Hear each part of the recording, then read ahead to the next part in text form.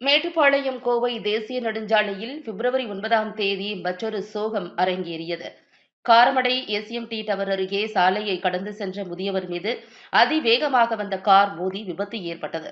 இந்த பதைக்க வைக்கும் சம்பவம் அப்பகுதியில் பொருத்தப்பட்டிருந்த கண்காணிப்பு கேமராவில் பதிவாகியுள்ளது. தொடர்ந்து விபத்துக்கள் நிகழும் இந்த சாலையில் அதிவேக கட்டுப்பாடுகள் மீறப்படுவது அதிகரித்து வருகிறது.